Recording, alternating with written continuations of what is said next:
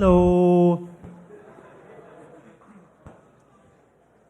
Hi, everyone. Vitalik, thanks for joining us. Let's jump into it. On Twitter beforehand, I put it out to the Twitterverse, what questions to ask Vitalik, and one I liked was this one.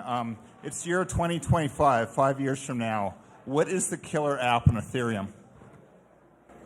It's difficult to predict, Like, I remember in 2015, the kinds of things I was predicting back then was kind of thinking about. And some of the things that we've seen, like decentralized financial systems, like stablecoins, DAOs, and ENS, and all of these different applications. And it does feel like those things are kind of starting to come now, and a lot of the stuff that's actually happening now is kind of the same sorts of things that we did end up seeing in 2015. Though at the same time, we've also seen a lot of other things that I was not really expecting. And a lot of the other kind of non-financial applications around just using blockchains for just like things like tickets, certificates, and kind of proof of like being at a particular place or doing a particular thing, and all of these other kind of little fun applications. That's just one example. And 5 years from now, and I guess I could see it being a lot of the kind of same things that we see today still being there, but just hopefully being better and kind of bigger and more mature and kind of fewer risks and better usability and all of these things. Though at the same time, I think we'll also see a lot of surprises that I just don't know about, and I don't know, I'm looking forward to them. You mentioned DeFi. Let's stick with that for a bit, because that's sort of quite hot in this world, but I know it's still for the mainstream financial industry. They're like, what's that? And someone told me today they estimate maybe 50,000 users in DeFi platforms. So take us in the next year or two on that. Is that going to mushroom, or do you think it's viable to catch on? And I think the DeFi applications that are going to see the most users are the simplest ones. Like if you're holding DAI, or like actually no one should hold DAI. Everyone who's holding DAI should hold Chai instead, because it comes with the interest rate, and it's still inside of the same platform. But like if you're then it feels like you're holding a token, and it barely feels like you're using an application, but you are using an application, and lots of people are using like DAI for different kinds of things. So I expect in the future as well, and the applications that have the most users also to just keep being the simple ones. So stable coins, other kinds of synthetic assets, decentralized exchanges, a lot of kind of similar things that what we have today. Though there's things like I don't think there's anything that kind of completely doesn't exist today that I hope starts existing. I think the thing that I hope for is just things that are similar to things that exist, but that try to kind of reduce a lot of the kind of complexity and the centralization that we see right now. Like there's concerns that some people have raised around like maker governance and like how much MKR you need to kind of take over that mechanism, for example. There's concerns around just like relying on kind of 3 smart contract platforms one after the other, and are you kind of tripling your smart contract risk? There's concerns about like, do any of these decentralized oracles actually work? And I definitely hope that we see more improvements in kind of that kind of risk minimization. I don't know, if privacy is part of DeFi, then I would also hope for more improvements in privacy as well. If smart contract wallets are part of DeFi, I hope to see more smart contract wallets too. In December, you laid out a pretty ambitious timeline for ETH2. We're going to see Beacon later this year, I believe you predicted, and then next year we could see ETH1 swept into ETH2. Do you still stick to that? Do you think that's realistic? And I definitely think that ETH2 has been kind of proceeding quite kind of quickly and regularly the last few months. So the next milestone that we're going to see right now is probably when we get to a kind of stable multi-client testnet with just a substantial number of people participating in it. And over the last few months, we've been seeing a lot of kind of long-running single-client testnets. We've been seeing those clients just do a huge amount of optimization work, like increase their efficiency and kind of reduce their overhead by a factor of like more than 100. I feel like we're weeks away from that. And then when we're there, then like it's theoretically launchable. It's just a matter of like how long we want to run it in order to reduce the chance of security risks. And so, like once you have like test nets, then it is kind of de-risked in subsets, right? Because you don't really have any like it's just obvious that there aren't more fundamental barriers. It's just a matter of just making sure all of the bugs are fixed. And yeah, and I'm optimistic. Now then, obviously, after proof of stake, we have sharding, and then sharding, like that's less tested, and it's the sort of thing that kind of no blockchain has really gone before. Like you don't really have yet kind of large-scale blockchain networks that don't have kind of single nodes that have all of the data, and it's been kind of solved on a kind of theoretical level, but it obviously needs to be solved on a practical level. I mean, we're hoping for next year, but we'll see. But I mean, at the same time, also, we have been seeing other scaling solutions emerge other than the whole ETH2 direction. And I specifically mean rollups, right? And like over the last 6 months, we've seen this big move from Plasma and kind of thinking about these kind of pure layer 2s to kind of largely thinking more about these kind of hybrid layer 2s where you do computation off-chain, but you keep the data on-chain.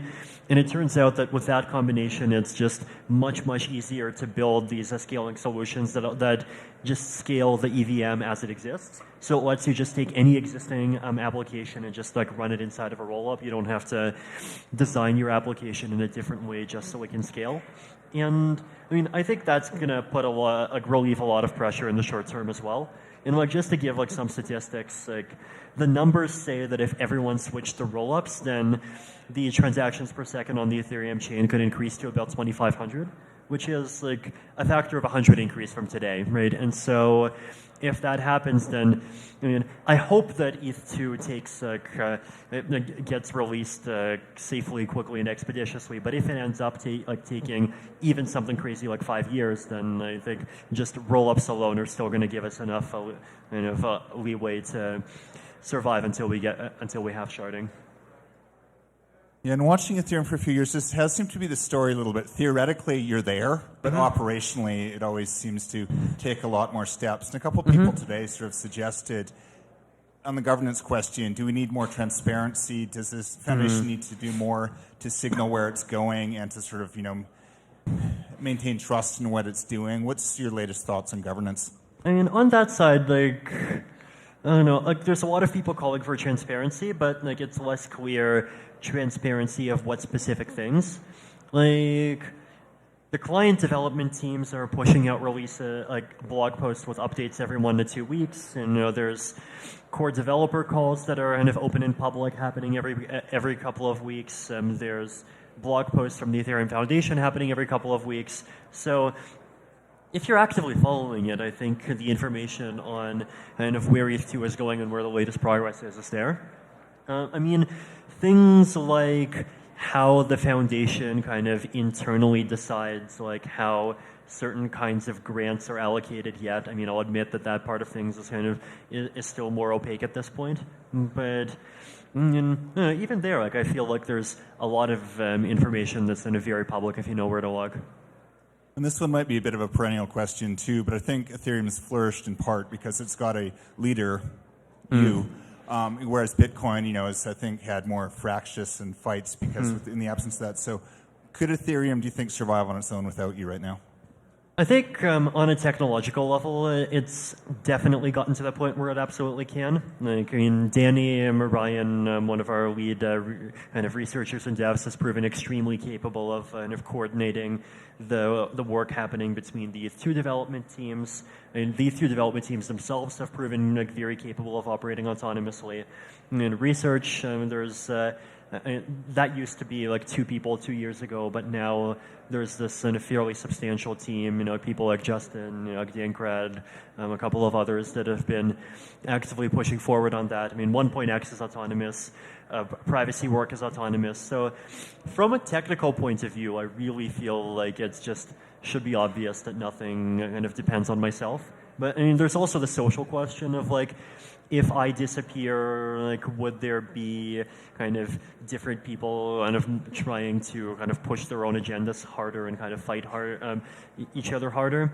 And I mean, it's possible, but at the same time, I also feel like I've tried to kind of let the community resolve things by itself, like on a couple of occasions. Like I've definitely sat out of completely of a bunch of the more contentious debates. Like I've sat out completely of the most recent issuance reduction in Byzantium from 3 to 2, and that kind of just passed on its own reasonably well.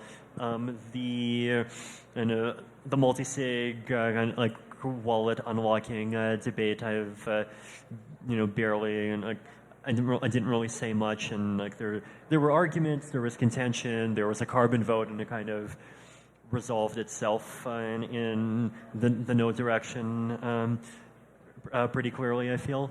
So I think there's definitely evidence that kind of the community is capable of coordinating these things, and that the community kind of does have these sort of antibodies against people trying to make proposals that are kind of really hostile.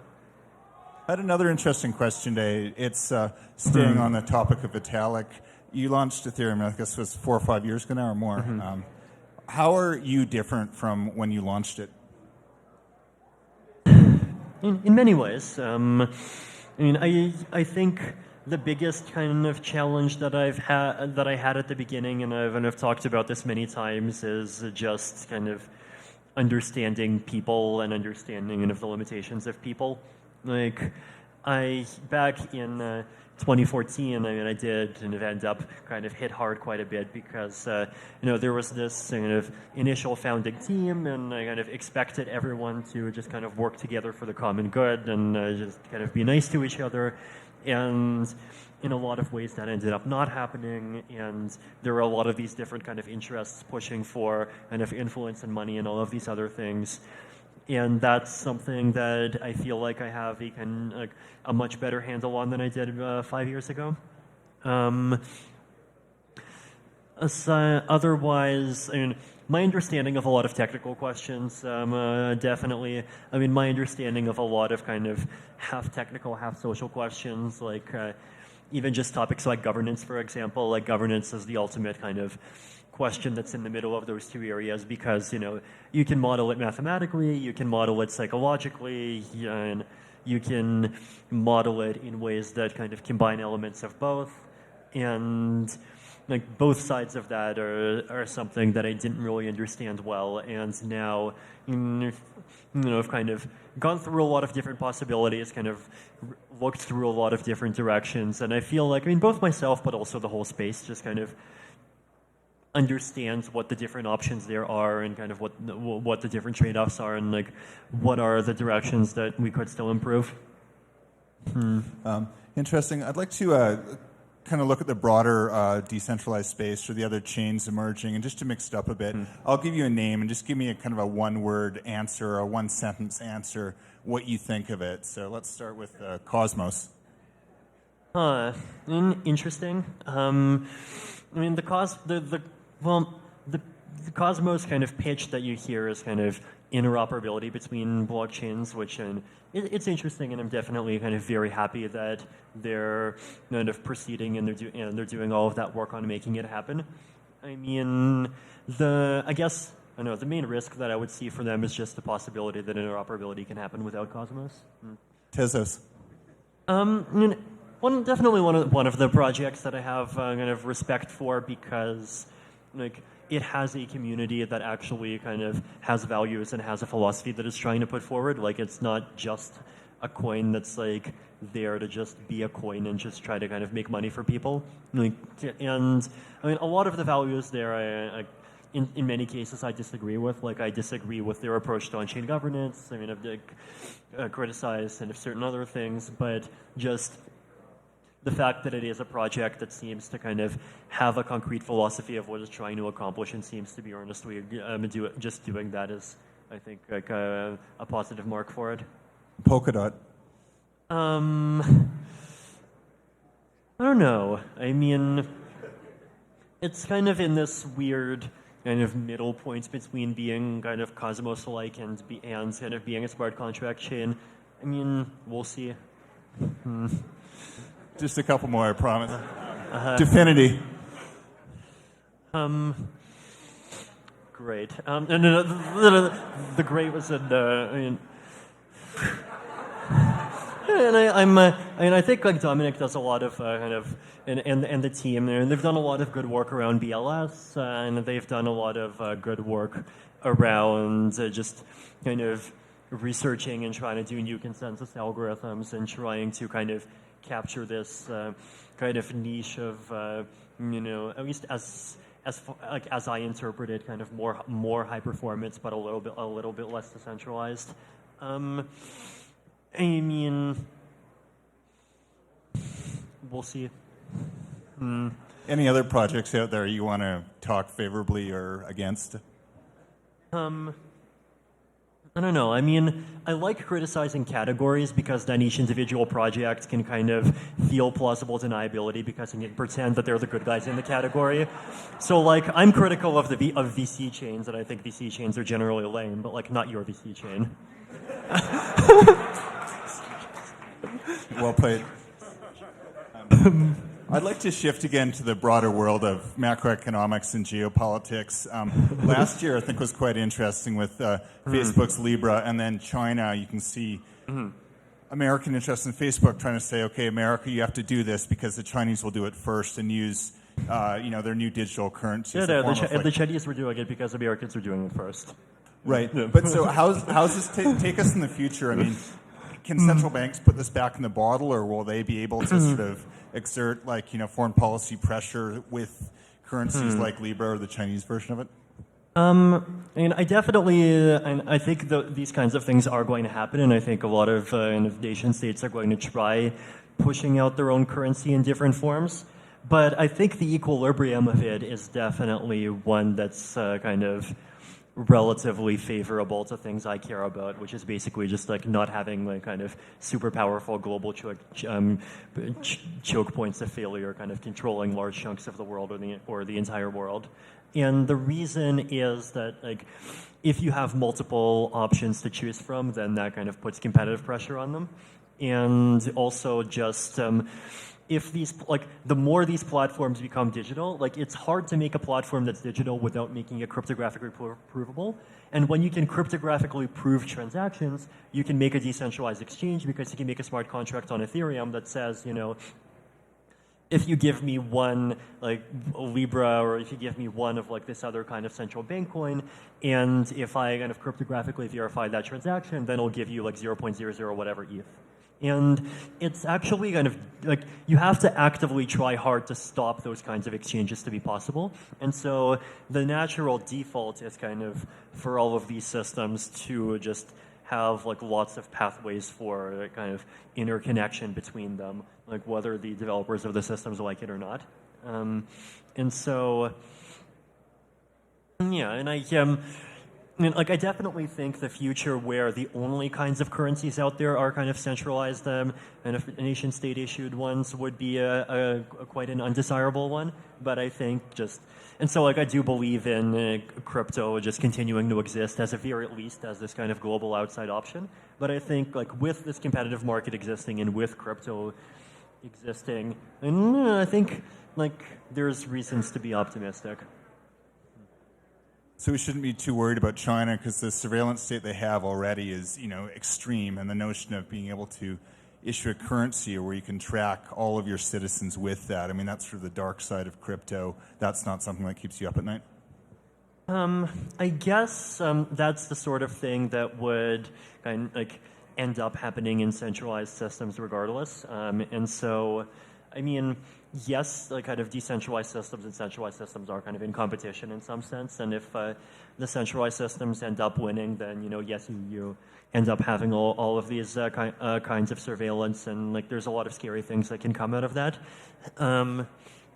But like, the important thing is just kind of making sure the decentralized alternatives exist, making sure that access to the decentralized alternatives exists and kind of as much redundant and kind of reasonably accessible access to the decentralized alternatives exists. And I think like even if not everyone ends up or even few people end up actually using the decentralized systems, I think kind of the fact that people have the option of moving to them will itself kind of put pressure on the centralized ones to kind of play nice. All right. I'd love to turn up for questions in just a sec. There's a mic right there. We have about 15 minutes left. I've just got one more for you. If well, more if depends if the audience has any. But for me, I'd like to ask: to what degree are you following the American political scene right now? We've got sort of remarkable thing of Trump populism. The American political scene. That's like almost as fun as like crypto Twitter, isn't it? Okay, so it's like really fun. Like just see like the Bloomberg campaign like release that really weird ad where you have like Trump and then you have the gingerbread man and then they have him going like lie, lie, lie, lie, lie, lie. I don't know. It's like this is a weird system of governance, but I don't know. I don't know. I don't disagree. But in a world between Bernie and Trump and Bloomberg, do you have a preference of those? I mean, am I allowed to just like not comment? I mean, I don't know. You can take a pass. I'll take a pass on that. I mean, I don't know. I mean, I think the Yang Gang is cool. I'm kind of sad that it's gone for this round around. I don't know. Great answer. Anyone out there have a question for Vitalik?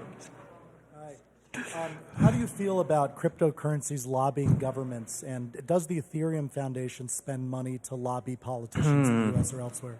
I mean, lobbying is one of these things where there is this double-edged sword, and it's kind of impossible to separate kind of just legitimately providing information to politicians and regulators that like actually wants to hear the information versus kind of exercising outsized influence. And there's kind of this entire gray area in the middle. I mean, my opinion is that the foundation hasn't come close to doing anything unethical in that regard. And like I'd certainly not supported doing anything like this, but we've definitely had a lot of friendly discussions with plenty of regulators of different kinds around the world, and I feel like in general it's kind of led to positive results, and people kind of appreciate that we're open and welcome and happy to talk. And I know if any regulators are listening, we definitely continue to be open and happy to talk. No. Hey, I saw you earlier today. I just had a question. I know people talk a lot of the problems of decentralization, mainly scaling. But my question is, can you really solve the problems of decentralization with centralization? Because a lot of the solutions offered that I see to solve the problems around decentralization sound centralized or centralized. So I think sharding scales, and I think sharding is not centralized. So that's one example. I mean, roll-ups scale to some extent, and roll-ups are not centralized. The entire kind of research that we've been doing around scaling the last 5 years is like precisely about how to kind of solve like the scalability triangle, like how to get decentralization, security, and scale at the same time. And I feel like we've made a lot of progress, and I'm happy with the solutions we've come up with.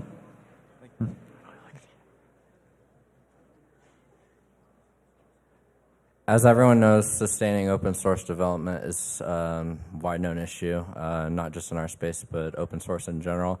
Carl from Optimus gave a presentation on MIVA, minor extractable value auctions. I was just wondering what your favorite approach in the space was for maybe securing developer funds, whether it's... Go ahead. Yeah, so I guess I'll focus, like in general, the public goods problem is split up into two problems. Like one is how you capture the value that you'll use to fund things, and the other is how you decide how to fund things. And it sounds like the question is about the first one, like I'll focus on the first one. So I like minor extractable value auctions. In general, I like the idea of having kind of layer 2 protocols that kind of put a large portion of revenue that they get in various ways back into the Ethereum ecosystem. So minor extractable value auctions and rollups, I think, are cool. I think fees for kind of storage inside of execution environments was another option that I brought up. On the application layer, I think, like even things like revenue from like ENS, from like and ENS like things in kind of auctioning off names. Like if that becomes more than enough to support that project itself, then I think it would be nice if kind of some of that revenue could be directed to supporting public goods in the Ethereum ecosystem. I mean, the more extreme option is is always kind of like base layer in protocol funding. And that's what Zcash is going for. That's what kind of that proposal in Bitcoin Cash has been going for. And that always exists as an extreme option, but it's extreme because like it does compromise Ethereum's monetary neutrality to some extent. I mean, you can kind of split it into two categories. Like you could say, oh, we're going to direct a portion of transaction fees, but we're going to have a social contract that you can't kind of increase issuance itself. And that might kind of make people more at ease because like they know that there's a kind of natural limit to how much money can end up kind of redirected by whatever the mechanism is. But I mean, in general, I think the protocol layer approaches are more kind of last resorts just because they do kind of break more things, that more forms of kind of neutrality that people would want the Ethereum protocol to have. And it would be nice to see if we can make these layer 2 techniques work. Mm-hmm. Hello. Hello. My name is Anne from Toronto. Good to see you. So my question is, after we disintermediate the banks and the governments and the corporations and all of the machines in our lives have their own self-sovereign ID and they are effectively self-sovereign entities within our own society, what is the role of human beings when we disintermediate ourselves? I mean, I think the important thing, right, is that like in general, decentralization is not about necessarily disintermediation. It's about kind of de-choke pointing. Like, there's lots of intermediaries, right? So, like, for example, every single node in the Ethereum network is an intermediary. When I do a trade on Uniswap, every liquidity provider is an intermediary. When I send a transaction through an optimistic rollup, whenever I'll do that, get it done quickly, guys. The sequencer will be an intermediary. There's lots of kind of layers of intermediaries, but the fact that they're decentralized means that it's a kind of choke point. I mean, I guess like and you can make this kind of analogy from kind of electrical engineering, right? Like when you have kind of resistors in series, the resistance adds up. But when you have kind of resistors in parallel that kind of the electrons can kind of choose between, then the resistance goes down. So, it gets that kind of thing, right? When you kind of, at every kind of necessary layer of intermediation, if you just allow anyone to kind of participate as part of that, and so you create kind of just inherently this kind of competitive market of different options, then that's where the benefits come from.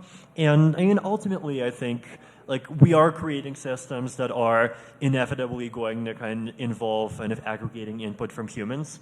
I mean, robots could help like to some extent, but ultimately, I mean, even the robots are the thing that they're doing is, at least for the foreseeable future, predicting humans.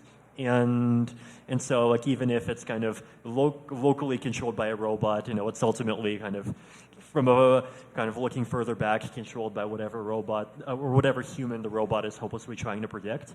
And like that's how things should be, right? These systems are there to benefit people, and so if you want to actually do that, then the behavior of the system should somehow kind of be a consequence of things that people kind of want and things that people feed into the system as a result of what they want. And I think that's the way that things are just going to continue being. Great. I think we have time for 2 more questions. Well, she just mentioned that we're talking about decentralizing everything. So I'm curious if you think there's anything that is either impossible or very unlikely to ever be decentralized. I mean, decentralizing like individual human brains after you upload them is going to be kind of hard. Like I don't know, like NPC overhead is a lot, and I mean, like I do worry that if the NPCs end up colluding, then like they could download a copy of you and then they can like torture it, and that would be not very nice. More near-term things. In general, things are harder to decentralize if they require kind of like very sophisticated and kind of high-effort subjective input. Like if you have sophisticated and subjective input, then like it's just too inefficient to have like many people kind of going through the same kind of thought process, and so it'll end up kind of converging on just being one, and that seems kind of relatively difficult to avoid. Also, I mean, I think as far as kind of governance mechanisms goes, I mean, I like decentralized ones, but I also think there's this interesting design space of governance mechanisms with kind of bounded decentralization, so where you have kind of individuals having decision-making power within some latitude, but then a more decentralized thing, like basically having control of a nuke, so they can just say like, you bye-bye, you go entirely, and like we'll replace you with someone else. Yeah, and in general, I think kind of the design space for kind of centralized and decentralized things to complement each other is one that where there's a lot of kind of really good solutions that could end up lying. I have a question with the advancement of proof of staking and a lot of things taking that position. How do you feel like with the money and inflow, some entity or person just kind of taking up the proof of staking, buying up a supply, taking up, spinning massive nodes or whatever the case may be for any like type of blockchain itself that, essentially one entity or person can kind of control a lot of the supply and the massive nodes of said blockchain, and how decentralized do you become or lose it because one entity controls so much in the nodes? Yeah, so I've actually recently started to do a bit of research into what I call kind of 51% attack mitigation and 51% attack recovery. So this is basically like if there is an entity that controls like more than half of the chain and they do something bad, how can we kind of automatically detect that this happened, and how can we automatically kind of coordinate on what the recovery path is?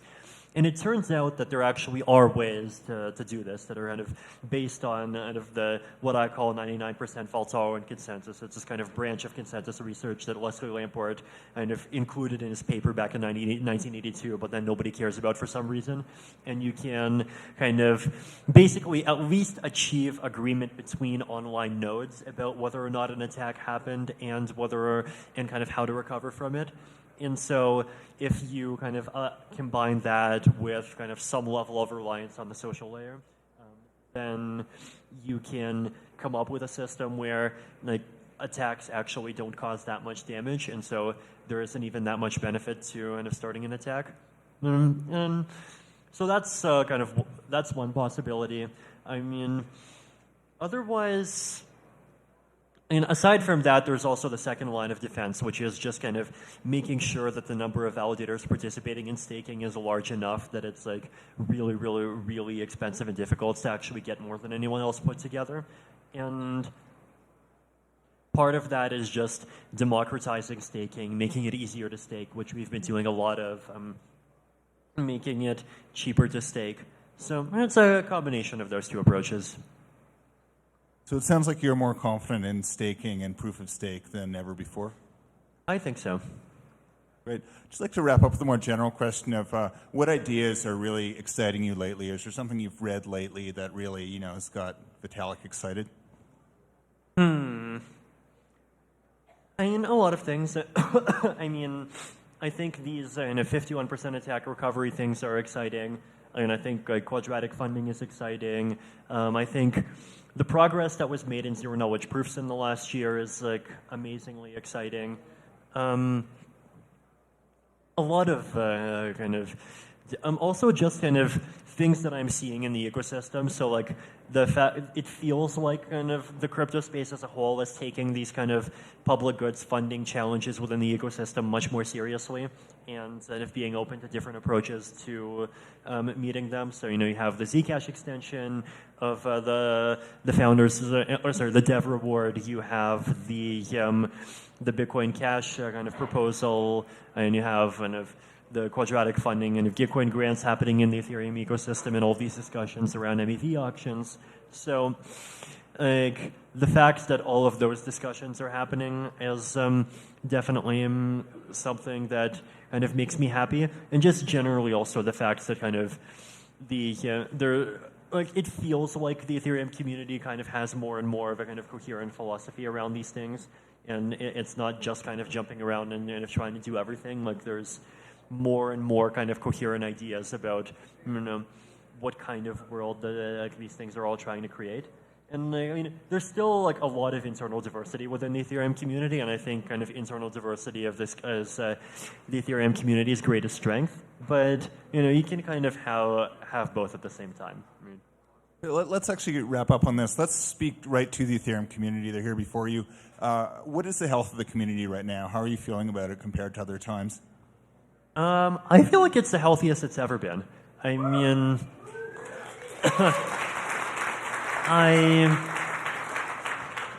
And like you could say that like on the one hand, you know, the number like if we did a conference, the number of people that would show up to the conference is lower now than it was like at the top of the bubble in January 2018. But at the same time, like the people that join in during the bubbles, like some of them stay for the long term, but a huge number of them don't stay for the long term, and kind of they're like you need time to kind of understand who's there for because like this is a temporary thing and it's cool for like a short amount of time versus people who kind of really are there because they believe in the ideas and the values for the long term. And I feel like, I don't know, the people that have stuck around in the last 2 years are people that have stuck around for the right reasons, and the the community has kind of grown kind of in the right directions. So I think that's been a very kind of positive thing. Also, just the growth of kind of different projects trying to do things kind of independently of the Ethereum Foundation is a really kind of huge and positive sign. Like I've mentioned, I think the Ethereum community is way more self-sustaining than it was 2 years ago, and all of those things make me really happy. It's great. Okay, well, let's give it up for Vitalik. Thanks, everyone.